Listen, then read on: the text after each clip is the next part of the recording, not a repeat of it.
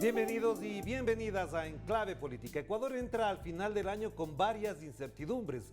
En lo económico no se avisoran cambios sustanciales en el bienestar de la gente, en lo social se agudizan los temores por la inseguridad y el narcotráfico, y en lo político parecería que Guillermo Lasso consolida su bloque de apoyo en la Asamblea para, por un lado, evitar una destitución a causa de los llamados papeles de Pandora y por otro, para aprobar sus proyectos económicos de ley. Mientras tanto, en la oposición no hay claridad de si conduce una tarea política en función de esta realidad o si más pesan los compromisos con el gobierno, los cálculos para las elecciones seccionales del 2023 o el cálculo de distanciarse del correísmo o de unirse a él en aspectos muy puntuales. De todo esto queremos conversar con la vicepresidenta de la Asamblea Nacional y legisladora por la Izquierda Democrática, Yesenia Guamaní. Gracias por venir, Yesenia, qué gusto tenerla por acá. ¿Cómo está usted? Orlando, un gusto saludarle a usted, un gusto saludarle también a todo el país y siempre a la orden y con esa predisposición para informar. Gracias, Yesenia. Y de entrada le preguntaría, ¿hasta dónde lo que está pasando en el Ecuador genera más incertidumbre de la que estoy hablando? Es decir, en la población, las encuestas, los sondeos de opinión, además señalan que la gente no tiene esperanza de un porvenir seguro en los próximos meses. Bueno, primero hay que hacer un análisis político, Orlando, de lo que ha pasado en el país, de las fuerzas políticas que están en la Asamblea, y nosotros hemos manifestado como Izquierda Democrática que tenemos que trabajar bajo líneas que nos permitan llegar a consensos, que nos permitan darle gobernabilidad a los ciudadanos, y hemos manifestado nuestra voluntad política de apoyar lo que se tenga que apoyar, y seremos muy duros también cuando algunas observaciones o acciones pues que no sean en favor de los ecuatorianos pues no se las cumpla. La unidad, el trabajo y la gobernabilidad, Orlando, es lo que debe primar para darle al país paz, y por supuesto, si hablamos de seguridad, pues hacer también un pacto nacional donde se involucre a los poderes del Estado, se involucre a la sociedad civil, se involucre a la academia también para darle respuestas a los ciudadanos. Sí, señora, ustedes se reunieron con el presidente de la República, Guillermo Lasso. De la reunión que salió de ahí se abordaron incluso algunos enfoques y análisis en la perspectiva de que Guillermo Lasso consolidaba, digamos, un cierto consenso en la Asamblea con el apoyo de la Izquierda Democrática. ¿Es así o me equivoco? Bueno, primero hay que analizar e informarle también a la ciudadanía, Orlando, y recordarle que este periodo legislativo inició con un acuerdo programático entre Pachacutic, Izquierda Democrática, tuvimos el apoyo también del BAN, y por supuesto ya para asumir este espacio que es muy importante como la segunda vicepresidencia, clave también en el Consejo de Administración Legislativa, tuvimos el apoyo de estas fuerzas políticas que nos permitieron llegar, pero nada tiene que ver lo uno con lo otro. Es decir, para cada una de las acciones pues es un apoyo diferente. Para los proyectos es otro apoyo, por eso no podemos mezclar las dos cosas. Para esta segunda vicepresidencia, este espacio, tuvimos el apoyo de Pachacutic, de toda la bancada de Izquierda Democrática, tuvimos el apoyo del BAND, de asambleístas, colegas asambleístas independientes, no tuvimos el apoyo de UNES. Y ya, pues esto nos permitió llegar a este espacio que, reitero, Orlando, es muy importante y es clave para que haya un manejo. Nosotros hemos manifestado nuestra voluntad política de ser un puente entre el Ejecutivo con el Legislativo para permitirle darle al país respuestas y sobre todo gobernabilidad, pero gobernabilidad para los ciudadanos. Ya en la reunión que mantuvimos con el presidente, nosotros habíamos indicado serias preocupaciones que teníamos respecto a la proforma presupuestaria, a las reformas tributarias. Pedimos que sean acogidas algunas de las observaciones que nosotros manifestamos en su momento. Hablamos también del incremento del precio de los combustibles que pedíamos sea analizado porque ha afectado a la mayoría de ecuatorianos, lo cual estamos a la espera también de la respuesta del Ejecutivo. Ya, pero esa reunión con el presidente Lasso, después abordaremos los temas de los proyectos de ley que son muy importantes, además del panorama económico, en función de lo que tengo que mostrar, también cuenta con algunos índices que no hablan adecuadamente de lo que podría pasar en el 2022. Pero en el plano político, ¿por qué no tienen buena relación con UNES, con la Revolución Ciudadana? ¿Por qué no cuentan con ello? ¿Qué ha pasado? ¿Cuál es la diferencia fundamental para no tener, digamos, un bloque en algunos aspectos que son fundamentales, que después los abordaremos también? Bueno, pero aquí diferenciemos, Orlando, porque si hablamos de la elección para este espacio como no de la elección, segunda ya eso quedó claro, vicepresidencia, es que ahí sí UNES también puso ellos no quisieron apoyar primeramente el espacio para Izquierda Democrática. Recuerde usted, Orlando, que yo fui interpelante en el juicio político al exdefensor del pueblo, y eso hizo que no haya esa aceptación, digamos, de la bancada de UNES, o sea, no para que, juicio, exactamente, para que tengamos apoyo, digamos, y podamos llegar a este espacio, esta segunda vicepresidencia. Y ahora ya en otros ámbitos, si nos vamos a referir a apoyo de los proyectos, de algunos proyectos de ley, pues cada bancada analiza al interno y da su Entonces apoyo. estamos hablando de que el gobierno no cuenta con un bloque en el que se incluye a la Izquierda Democrática. Nosotros apoyamos, pero apoyaremos lo que sea positivo, por ejemplo, los proyectos de ley, siempre y cuando las observaciones que hemos manifestado sean acogidas, y si no, pues esta ley no va a contar con el apoyo de Izquierda Democrática. Y ya luego yo creo que vamos a abordar los proyectos que tenemos. Entonces, en el diagnóstico que se hace, ¿qué han sido estos 6 meses para el Ecuador bajo el mandato, bajo la presidencia de Guillermo Lasso para la Izquierda Democrática? Le digo en función de dos cosas. La una, no nos alejemos de lo que fue la campaña de vacunación, que fue un éxito, con algunas cosas que no quedan claras: cuánto se gastó, a quiénes compraron, quiénes fueron los intermediarios, no queda claro, no sé si hay un proceso de fiscalización en la Asamblea al respecto. Pero lo otro es que tenemos una crisis carceraria con más de 300 muertos en el año. La seguridad y la inseguridad, más bien dicho, de la ciudadanía es muy fuerte, o sea, la sensación de incertidumbre y de miedo es muy alta. Y tercero, el empleo no crece. Es decir, no han sido 6 meses de prosperidad, de crecimiento, y por el contrario, la incertidumbre es lo que marca lo que ya prácticamente es cierre del año. Claro, Orlando, pero aquí también yo creo que cada una de las entidades o poderes del Estado tienen que asumir sus funciones. Hablamos de una crisis carcelaria que sin lugar a dudas nos preocupa, inseguridad ciudadana que nos preocupa. La Comisión de Seguridad Integral levantó ya el informe que la semana pasada pudimos conocer, en la que ahí se develan algunos aspectos y acciones, por ejemplo, el tema presupuestario. Las cárceles están deterioradas, no hay un servicio, una atención adecuada en salud, entre otros aspectos que sin duda alguna se tienen que tomar en cuenta, pero esto no pasa ayer. Esto viene arrastrando años, desde años anteriores. Sobre todo desde la gestión de Lenín Moreno, porque se nota claramente que los índices de disminución de presupuesto, de destrucción del aparato que de alguna manera controlaba, empiezan en el año 2018 con Lenín Moreno. Sí, Orlando, pero yo creo que aquí más bien tenemos que pasar la página, porque si empezamos a trabajar pensando en lo que hicieron años anteriores, créame que no vamos a buscarle respuestas a los ciudadanos. Precisamente por eso le planteo, es decir, no es un problema de hace poco, es que ya gobiernan desde el 24 de mayo tanto el presidente Guillermo Lasso como las instituciones y las autoridades que tienen que velar por esto. Inseguridad, cárceles, desempleo. En 6 meses no se ha hecho prácticamente nada. Bueno, pero sí se tienen que tomar acciones, por eso nosotros hemos manifestado que se tiene que convocar a un gran pacto nacional en que se involucre a algunas entidades del Estado, a todas las entidades del Estado, a la sociedad civil, a la academia, para poder afrontar juntos, en este caso, la crisis carcelaria y la inseguridad que vive el país, buscando acciones. Este informe es muy importante, Orlando, y le va a permitir al Ejecutivo pues tener una pauta de lo que se puede hacer. Ya, pero este grado de incertidumbre, la situación general del país, ¿qué le puede aportar la Asamblea para resolver estos temas? Porque efectivamente hay dos asuntos de claves, ¿no? Es decir, la Asamblea tiene proyectos de ley por delante, los vamos a analizar, pero lo otro es también que ha habido esta disputa, el presidente en un momento amenaza con la muerte cruzada, salen de la Asamblea y le dicen, venga, adelante, sentémonos a conversar. O sea, hay un grado de incertidumbre, no hay claridad entre las funciones y las tareas que cumple cada uno, sino que esta cosita de amenazarse, de plantearse muerte cruzada, no le ayuda a que los problemas se resuelvan. Bueno, es legítimo también hablar de una muerte cruzada, no es, o nosotros más bien dicho, no apoyaríamos a que se dé eso, porque fuimos elegidos por los ciudadanos para justamente asumir nuestras responsabilidades, tanto nosotros en la Asamblea Nacional y obviamente el Ejecutivo también.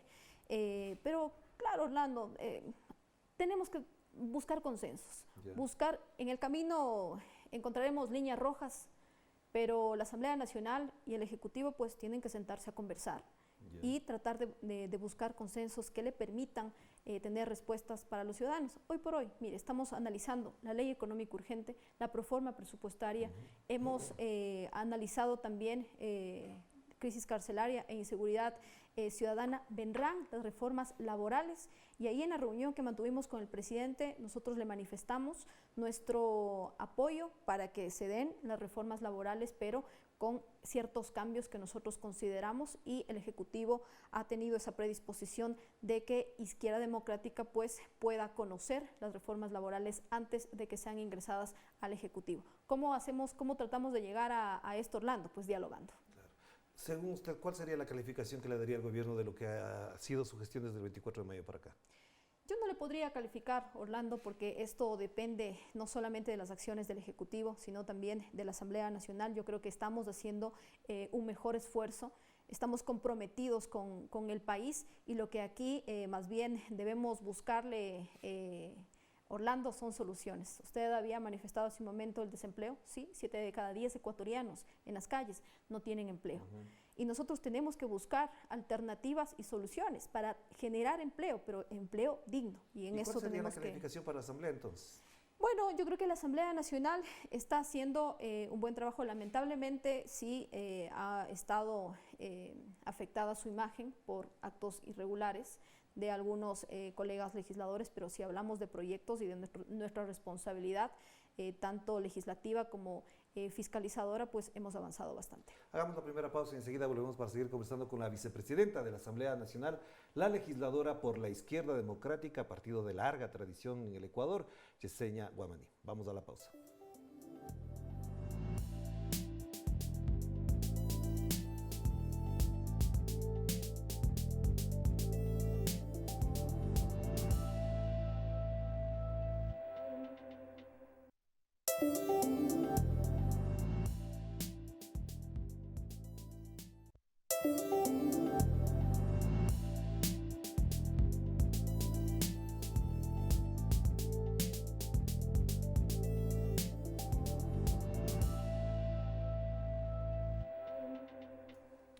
Estamos de vuelta aquí en Enclave Política a través de Telesur, la señal informativa de América Latina y del resto del Caribe, y seguimos conversando con la vicepresidenta de la Asamblea Nacional, Yesenia Guamaní.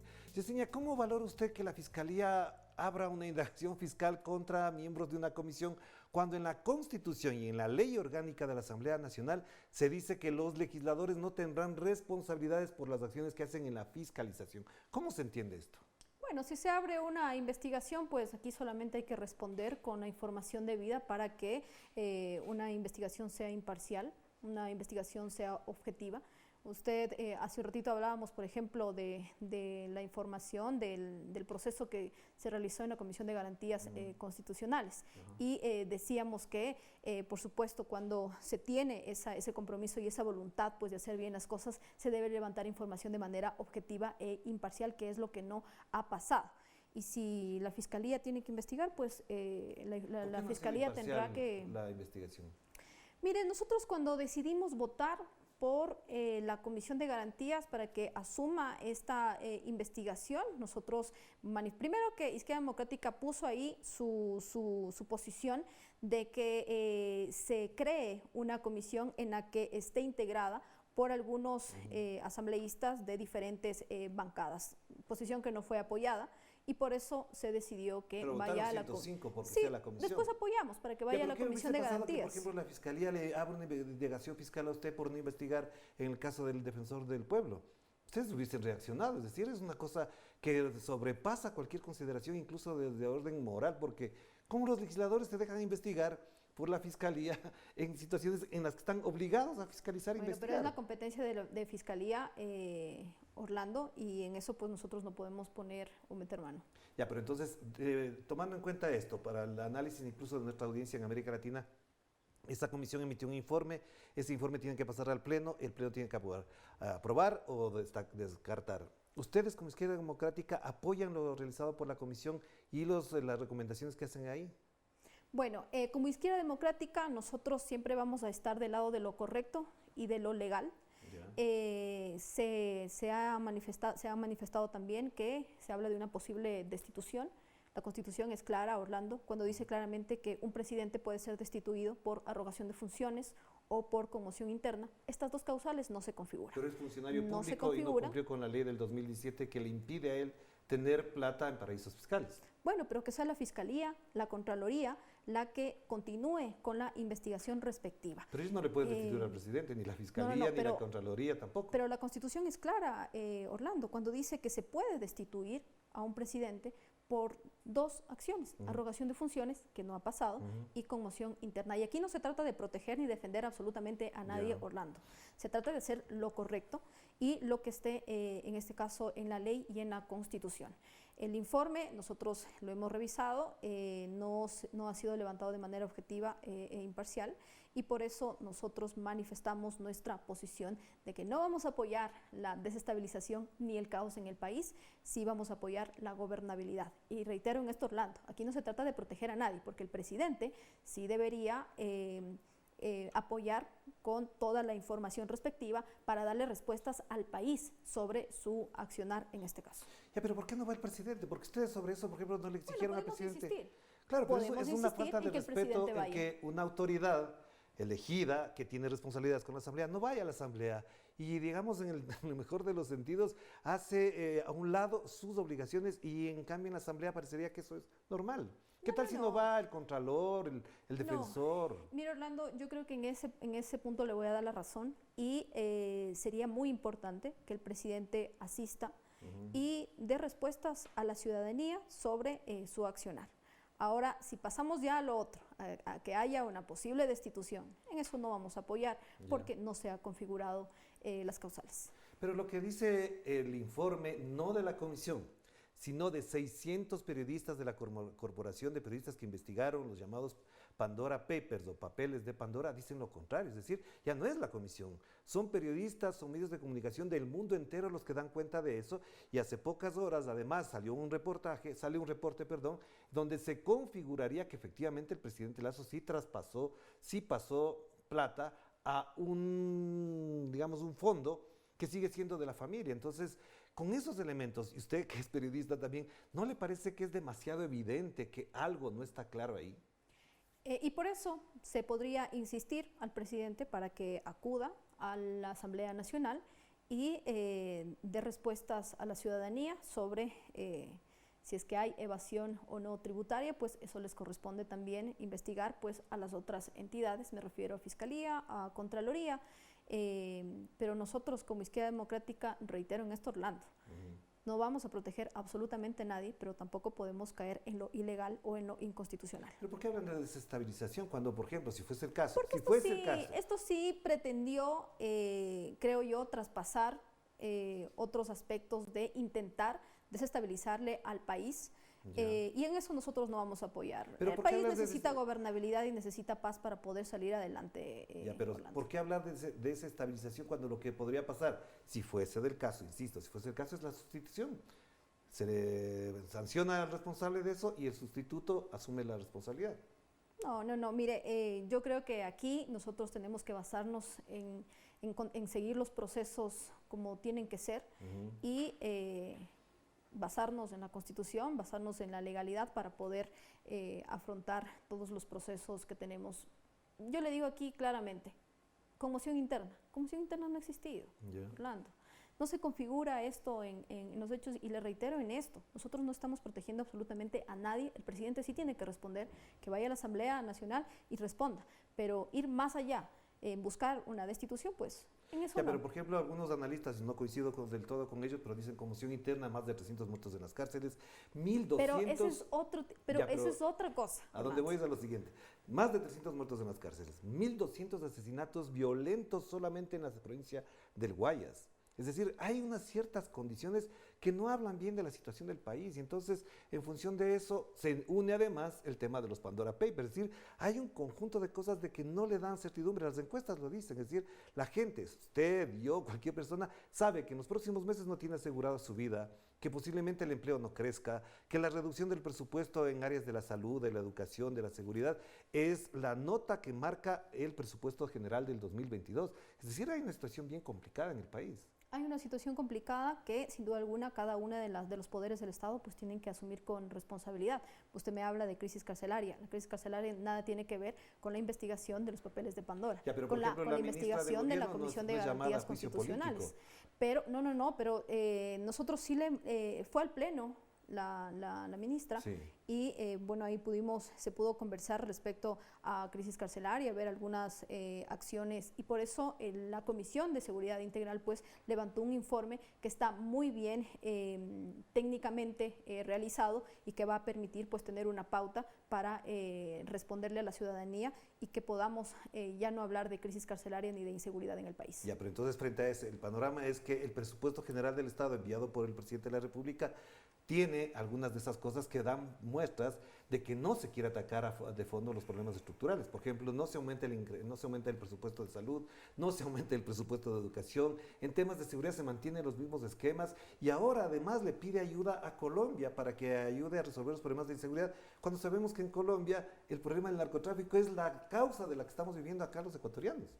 Bueno, nosotros incluso ya cuando nos reunimos con el presidente, dimos algunas observaciones, aspectos que nosotros veíamos que son negativos, que está en la proforma, que está también en la ley económica urgente. El 66% de las universidades sufre un nuevo recorte presupuestario. Nosotros obviamente no vamos a apoyar eso, hemos manifestado eso públicamente y hemos emitido ya las observaciones respectivas. El presupuesto de becas también decrece 35 millones de dólares en comparación con la proforma que está vigente. El presupuesto también para la amortización de la deuda crece, es decir, por supuesto, hay aspectos positivos, hay aspectos negativos. En el informe para el primer debate manifesté también mi preocupación respecto a los maestros que están impagos, y esto no es de ahora, es de años que vienen arrastrando esa deuda. Entonces ya hemos pasado las observaciones debidas y esperamos pues que el Ejecutivo en este caso acoja las observaciones. Y ahora, y en los proyectos de ley urgente, particularmente este que está enviado de la reforma tributaria, hay un elemento que es clave, es decir, ahí por ejemplo lo dicen muchos analistas, incluso del lado oficial, del lado de la derecha ecuatoriana, que el sector más golpeado es la clase media. ¿Ustedes van a apoyar que ese incremento, por ejemplo, a las personas que ganan ahora $2,000 y que pagaban hasta hace poco $300 de impuesto a la renta, ahora sea de $1,200 al año? Bueno, hemos manifestado ya las observaciones y eso la entregamos al Ejecutivo cuando nos reunimos con el presidente. En la Comisión de Desarrollo Económico también emitimos las observaciones debidas para que se defienda la postura de que el que más tiene o el que más gana sea el que más pague. Respecto al impuesto a la renta para personas naturales, hemos manifestado nuestra posición de que las personas que ganan $2,000 o menos de $3,000 pues no son las más acaudaladas, no son las más ricas. Se afecta a la clase media. Cuando primero revisamos estas reformas tributarias, se afectaban a todas las personas que ganaban a partir de $1,700. Esto se ha ido configurando. Nuestra posición es que tienen que gravarse este impuesto a la renta a las personas que ganan desde $3,000 para arriba. Propuesta de Izquierda Democrática es 3,500. Ahora el informe de la Comisión de Desarrollo Económico pues ha variado. Está, me parece que en 2,000, pero bueno, nosotros vamos a insistir, 2,500 Orlando, nosotros vamos a insistir en que esa cifra pues se modifique. Pero también está el otro elemento, es que les graban a las empresas, a las pequeñas por las ventas y a las grandes por las utilidades. Eso es una distorsión total, es decir, ahí sí los grandes grupos económicos del Ecuador aplaudirían porque dicen, bueno, sobre lo que gané voy a tributar. pero las pequeñas empresas van a pagar sobre las ventas, es decir, si hoy vendí 10 tengo que pagar 5 y si vendo 50 voy a pagar igual, pero no es igual el comportamiento. ¿Por qué hay esa diferenciación? Claro, pero nosotros sí hemos manifestado que se debe excluir los décimos utilidades. Respecto a gastos deducibles, se tiene que mantener en los 14.000, pero Orlando, hay que continuar. Vamos a insistir en esto, en que el impuesto a la renta pues se tiene que aún continuar analizando. Ya esta semana tenemos el informe para segundo y definitivo debate pues, y veamos, ojalá nuestras observaciones sean acogidas. Y una última pregunta entonces, la Asamblea tal como está, ¿usted cree que consolida una mayoría más o menos estable para darle lo que está manifestado gobernabilidad al país, o es que va a seguir funcionando esas minorías y esas mayorías móviles según los temas? ¿Por qué le digo esto? Porque esto, por ejemplo, para unos temas es importante, se aprueba, sale adelante, pero en otros, en cambio, se traba eso. Sí, esto depende, Orlando, de cada proyecto, depende de un juicio político incluso, si es que todos estamos o no de acuerdo para apoyar. No se podría hablar de una mayoría absoluta, porque todo depende pues, de los proyectos. Por eso me refería cuando vamos, por ejemplo, a hablar sobre la ley económica urgente, pues cada una de las bancadas tiene sus observaciones, analizan internamente y toman su posición.